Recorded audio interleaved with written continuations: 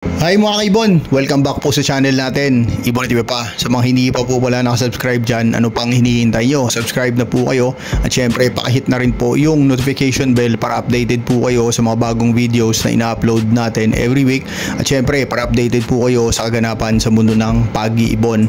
At yung FB page wala natin mga kaibon, wag nyo pong kalimutang i-follow, share, i-like nyo rin po mga kaibon kasi nga po dun po tayo nagbibigay ng updates at pag may libreng ibon, itlog, inakay, dun po natin pinamimigay sa FB page natin mga kaibon. At sa mga Shopee supporter po natin, maraming salamat po sa suporta nyo, sa pagtangkilik sa produkto natin. At alam ko subok nyo na at alam ko maganda na yung mga pabugan nyo, mga breeding nyo mga kaibon. Maraming salamat po sa suporta nyo mga kaibon. Ngayong week na to mga kaibon, napakaganda ng topic natin. Mabilisan lang to, simple lang. Actually tanong din to ng isang kaibon natin o request din pala ng isang kaibon natin. At marami rin ako nakakita sa FB na nagtatanong din ng mga newbie, paano nga ba yung tamang pagpapares ng ibon mga kaibon? Like for example, nagpalit kayo ng kapares, paano nga ba gawin yung prosesong yon? Napaganda di ba mga kaibon? Pag-uusapan po natin yan mga kaibon. Pero syempre bago tayo pumunta sa napagandang topic natin, magsa-shoutout muna po tayo sa mga kaibon nating walang sawang sumusuporta sa channel natin mga kaibon. Okay, ngayon syempre mga kaibon, magsa-shoutout na po tayo sa mga kaibon nating walang sawang sumusuporta sa channel natin. Unang-una sa lahat, syempre shoutout sa PPSM Birds Incorporated, Sir Kaibon D. Lennon, Aldrin Martinez, Dan Cadian, Antpolin Avery, Silverio Magbanwa, Elis Hermento ng Pampanga, Anjo Villana ng Cabanatuan, Joel Casal JTV, pasuporta din po mga kaibon. Kay Kaibon Sir Rolly Villegas, shoutout po sa inyo sir.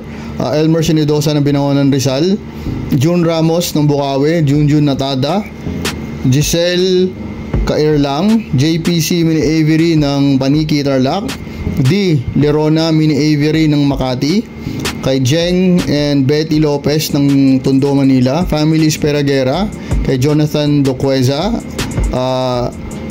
Eris Avery from Pampanga, Kuya Joms TV, Christopher Matuginas, shoutout po sa inyo sir. Darius Labios ng Norsagaray, Bulacan, Jaidet Ibunan ng Taguig, Guadalupe, Joe's Concept, Frank Aguilar ng Binangonan Rizal, Giray Family, kay Nathan, Sean, Nicole, Mako at kay Sauta o Sota. Kay shoutout din po kay Pinoy Effort, Philjoy TV, pasuporta din po yan mga kaibon, at kay Kaibon Joel Bungay Tubig ng Masantol, Pampanga. Maraming salamat po sa suporta nyo mga kaibon. Okay mga kaibon, ngayon syempre pag-uusapan na natin ng mabilisan yung napagandang topic natin at requested at maraming nagtatanong kung paano nga ba o ano nga ba yung tamang proseso pag nagpalit ng hen o cock o pag nagpares tayo ng ibon mga kaibon. Sa mundo ng pag-ibon mga kaibon, kanya-kanyang style, kanya-kanyang diskarte. Actually yung mga diskarte ng mga ibang kaibon natin, wala namang mali, tama naman po yung lahat. Ang importante doon mga kaibon, gumagana siya. Okay? Ang una na diskarte na nakita ko, at ito effective to, old school na to, marami nang gumagawa nito noong unang panahon pa. Ang pinakaunang diskarte is ilalagay nyo yung ibon sa isang double cage mga kaibon, tapos may harang sa gitna. Ito, napaganda nito pag nagpalit po kayo ng hen o cock mga kaibon. Pero tandaan nyo, dapat naka-isolate po yung hen. Ibig sabihin, yung hen medyo nakatago siya at yung focus ng hen is nasa cock na ipapalit nyo. Especially mga kaibon kung yung hen na yon is proven na o matagal na nakapares sa ibang cock mga kaibon. Kasi minsan yung mga hen na yon is mahirap parisan kasi sanay na sila sa dati nilang kapares mga kaibon. Kaya dapat naka-isolate sila dapat nakatago sila para makafocus sila sa bagong kapares nila na mga kaibon. Yun po yung pinaka unang diskarte. At dapat kailangan yung perch, di ba may hati sa gitna, yung perch medyo magkatabi. Diba sa hati sa gitna may perch dito sa kabila, tapos may perch dito sa kabila na magkahiwalay para paggabi doon sila papatong mga kaibon. Okay, tapos parang nagliligawan din yan yung mga ibon mga kaibon eh. Siguro maghintay ka lang ng hanggang 15 days magpapares din yan mga kaibon. Pero minsan syempre may mga hen talaga, may mga kak talaga na hirap parisan. At yung ginagawa natin din dyan mga kaibon is nagsispray tayo ng tubig mga kaibon. Paminsan-minsan nagsispray tayo ng tubig para kahit papano mabasa sila, parang lilinisin nila yung katawan nila, kumbaga. Tapos yun po, continuous lang yun mga kaibon. At eventually magpapares din po yan mga kaibon. Yun po yung unang diskarte. Lagay sa double cage o sa isang 17 by 30 na cage. Lagyan ng harang sa gitna kasi usually may mga harang naman yan. Lagyan ng perch sa magkahiwalay na butas, tapos yung perch medyo magkatabi. Pabayaan lang dyan, i-isolate lang yung hen. Yun mga kaibon, yung unang tamang diskarte sa pagpapares ng ibon. Okay? Kasi yung mga ibon mga kaibon is lalo na pag young, 3 months old, 4 months old, ang bilis ng buhay pares yan mga kaibon.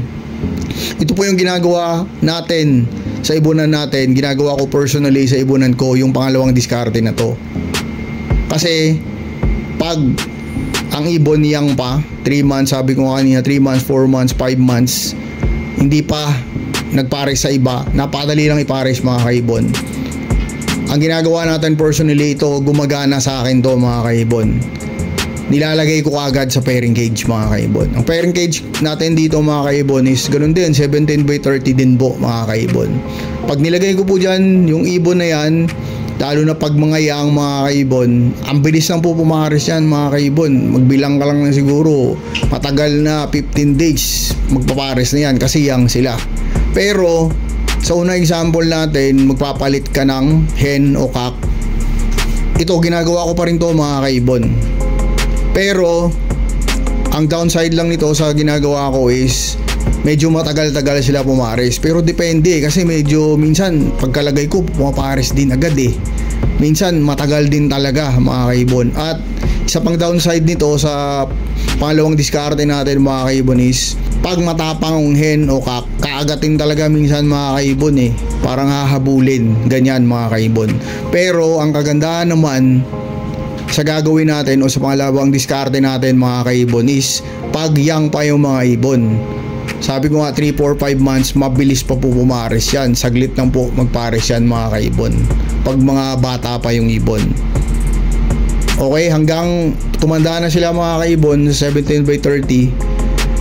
Minsan after 6 months old na yung mga ibon, tas alam ko talagang banded na talaga sila, binabalik ko yan sa flight cage. Tinisubukan ko kung talagang patibay yung pagbaband nila. Nilalagay ko yan sa flight cage 15 to 1 month, 15 days to 1 month.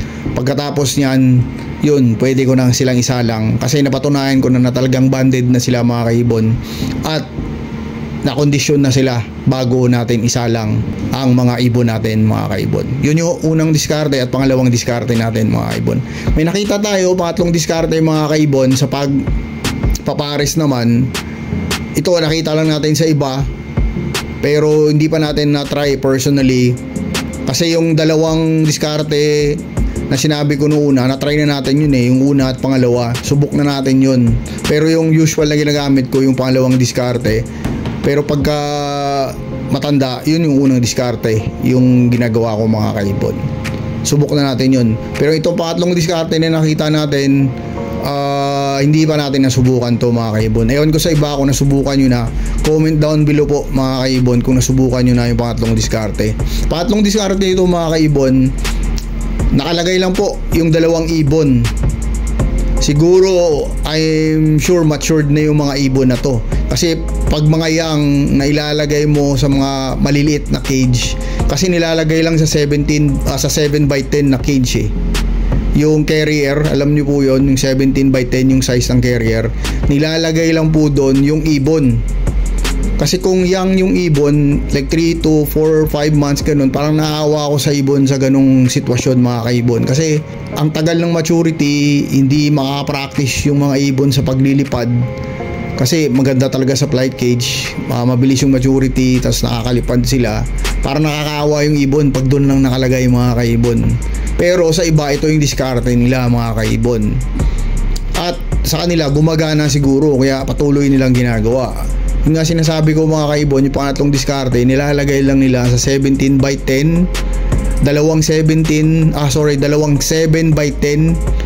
na carrier, yung isa doon hen, ang isa doon cock, tapos may tubig lang doon tsaka patoka sa dalawang 7x10 na carrier mga kaibon. Tapos pinagtatabi lang nila yon mga kaibon, yung 7x10 na carrier.